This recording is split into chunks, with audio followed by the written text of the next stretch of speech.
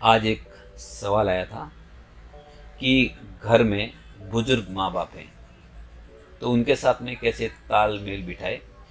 आजकल आप देखेंगे कि अनाथ आश्रम बहुत बढ़ रहे हैं बुजुर्गों के लिए, मतलब जो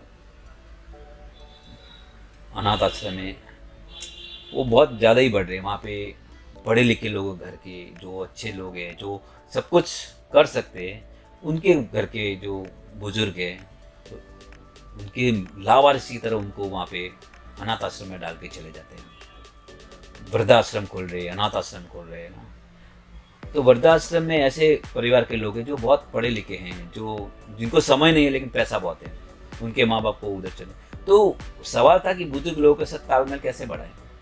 देखो, आपको बुजुर्ग लोगों के साथ कैसे तालमेल बनाना है। आपके घर में अपने मम्मी पापा है या दादा दादी है, वो एक उम्र हो गए तो बुजुर्ग हो जाते हैं। उस टाइम में क्या है, एक्चुअल में अपन उनके शरीर की तरफ देखते हैं। एक्चुअल में उनका शरीर बूढ़ा हो चुका है लेकिन मन नहीं हुआ है। जैसे उनकी उम्र होते हैं तो उनके मन में है ना एक बचपन निकल आ जाता है। बचपन क्या चाहते हैं, उसके साथ लोग खेले, उनके साथ बात करें। जो आप छोटे बच्चों 4-5 साल के बच्चों के साथ जैसा कैसे व्यवहार करता है, उनका मन वैसा हो जाता है। लेकिन हम वो बुजुर्ग हो गए करके उनके साथ बुजुर्ग जैसा व्यवहार करना, अरे तुमको ये नहीं करना चाहिए, तुम तो उम्र वाले ये करते हो, तुमको ऐसा नहीं बोलना चाहिए, ऐसा नहीं करना। जब ऐसा नहीं करना चाहिए, ऐसा नहीं बोलना चाहिए, ऐसा नहीं चलना चाहिए, तो उनका धीरे धीरे परिवार के साथ एक भरोसा टूट जाता है और वो दुखी हो जाते हैं। वो अपना दुख किसको बताएं। देखो, आप परिवार के साथ एंजॉय करते, पार्टी में जाते, खुशी घर में सेलिब्रेट करते, तो क्या माँ बाप का मन नहीं होता है क्या? उनकी उम्र नहीं है क्या? वो भी तो चाहते हैं, वो बुजुर्ग लोग वो भी तो चाहते हैं कि मेरा भी बर्थडे सेलिब्रेशन हो। अरे तुम लोग अच्छा कर रहे हो खुशी के, तो हमारा भी बर्थडे सेलिब्रेट, तो वो भी तो खुश होना चाहते हैं। तो वो जो विश्वास है ना, वो बॉन्डिंग है ना, वो उनके खुशियों में बढ़ेगी। प्लस बुजुर्ग हमेशा एक बात आपको 10 बार बोलेगा, तो बार बार आपको सुनना है। जैसे आपका बच्चा कोई बार बार बोलता है, छोटा बच्चा तो कितना प्यार करते हैं, अरे तो वैसे ही बुजुर्ग घर में आपको एक बात 10 बार बोलेंगे, आपको सुनो उसको अच्छे से। और वो भी ऐसा नहीं कि अरे कल तो बोला था वही, अरे पापा कल तो बोलता वही बात आज भी करने लगे, अरे परसों भी तो बोल रहा, वो क्या आपको समझ में नहीं आता? अरे समझ नहीं है इसलिए तो बोलते हैं। बुजुर्ग हो गए ना, उनका दिमाग उन्होंने यूज कर लिया है, बुजुर्ग हो गए इसलिए तो बोलते हैं। तो ये आपको समझना है कि वो बुजुर्ग है, उसको बच्चे जैसा ट्रीटमेंट करो। प्लस अपने दुख की बात कभी अपने माँ बाप को मत करो। क्यों? क्योंकि जब अपना टेंशन, अपना दुख हम ये जवानी में संभाल नहीं सकते, तो अगर माँ बाप को कहेंगे तो वो आपका दुख सहन नहीं कर पाएंगे। वो कम उम्र में मर जाएंगे, और कम उम्र का मर गए ना तो आपको मालूम नहीं पड़ेगा कि वो टेंशन की वजह से मरे थे। इसलिए अपना कभी भी टेंशन माँ बाप को मत, जब भी मिलो आप पूरे जोश के साथ खुश होकर मिलो कि मेरे को कोई तकलीफ नहीं है, आपकी वजह से आपने जो भी किया खूब किया हमारे लिए और हम बहुत खुश हैं। कभी भी उन्होंने जो किया उस पर ब्लेम मत करो कि अरे देखो उसके लिए तो ये किया, उसके लिए इतनी ज़मीन है, इतनी गाड़ी है, उसके लिए इतना घर है। कभी भी उनको मत सुनाओ। उन्होंने जो किया ना, अपना पेट काट के आपको बड़ा किया, जो भी किया बेहतर किया, लोगों से बेहतर किया। उनको कि उन्होंने अपना दुख सह के भी आपको बड़ा किया होगा, उन्होंने कोई कमी नहीं रखी। इसलिए कभी भी उनको ब्लेम मत करो। प्लस हमेशा उनको अच्छे काम के लिए कॉम्प्लीमेंट दो। देखो पापा उस टाइम में देखो आप मेरे को पसंद आए थे जूते के, और आपने मेरे को ला के दिए थे, कितने महंगे जूते थे बोलो, तो उनको खुशी होती है। देखो पापा उस घर में देखो उनके माँ बाप कैसे उनके साथ रहते, आप उनको कितने प्रेम से साथ रहते हैं, कितना अच्छा लगता है।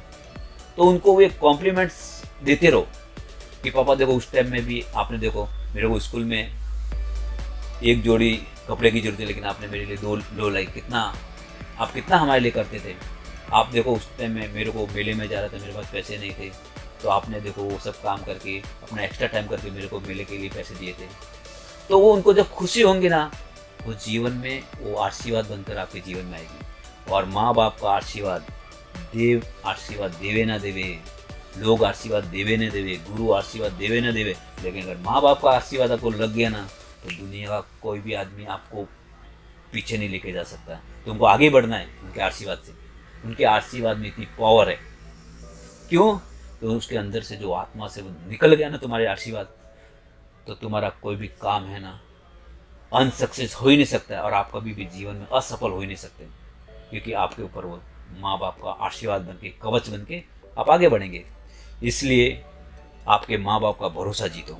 उसके बाद में क्या, माँ बाप अपनी प्रॉपर्टी को हमेशा ज़्यादा लगाव करते हैं। एक उम्र होती है, क्योंकि बहुत लोग उसको बोलते हैं, अरे मम्मी पापा, अरे आप, आजकल ज़माना ऐसा है, बच्चों को सब कुछ मत दो, सब बच्चों को सब अपने उनके नाम से मत दो, कल उठ के आप बुजुर्ग बन गए तो आपकी कौन सेवा करेगा, हाथ में कुछ रहेगा, सोना शादी प्लॉट ये वो तो बेच के भी खा लेंगे, आजकल तो ज़माना ऐसा है, बच्चे ऐसे, तो एक ध्यान रखो, ऐसा उनको बोलते लोग। तो ये विश्वास उनके दिमाग में पैदा होता है। तो उनको, ये उनकी गलती नहीं है, एक उम्र के हिसाब से लोग उनकी बोलते हैं, उनकी बेटियां भी बोलती है, कुछ लोग रिलेशन वाले भी बोलते हैं, देखो हमारे साथ ऐसा हो गया, हमको घर से बाहर निकाल दिया हमारे बच्चों ने, देखो हमारे घर में अगर हमारे नाम से होता तो आज हम लोग रोड पे नहीं होते, तो आप भी जरा ध्यान रखना। और जो ये ध्यान रखने का जो बात होती है ना, वो माँ बाप के दिमाग में रहती है, उनके व्यवहार में परिवर्तन होता है। इसलिए हमेशा अपने माँ बाप प्रॉपर्टी की बात करें तो उनको बोला, पापा आप अपनी प्रॉपर्टी आपके नाम रहने दो, हमको क्या जरूरत है,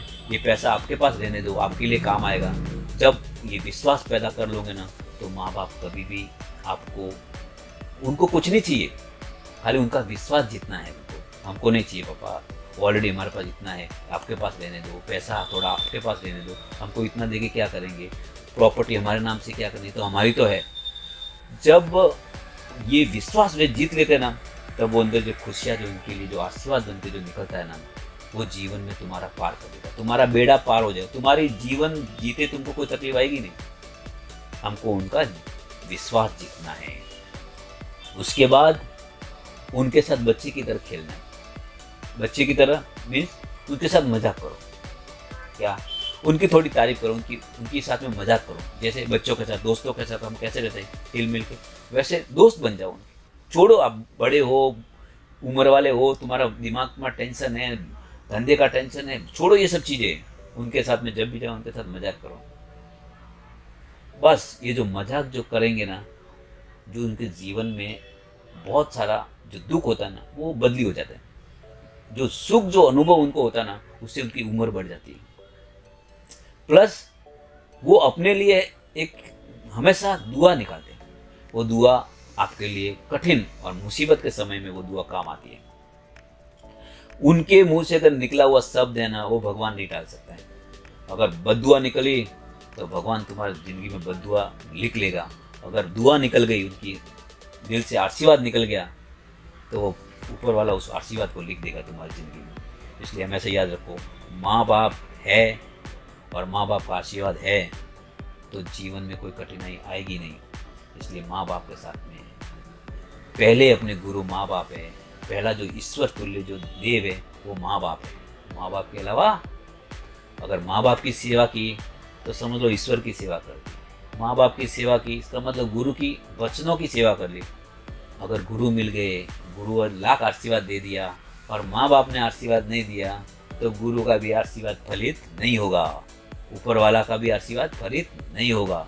इसलिए पहला आशीर्वाद माँ बाप का, और माँ बाप की सेवा कर लेना तो कोई भी कर्म कर लिया होगा गुरु भी माफ़ कर देगा, ऊपर वाला भी माफ़ कर देगा आपको। बस इसलिए माँ बाप की सेवा करे और माँ बाप का विश्वास जीते। जय गुरुदेव।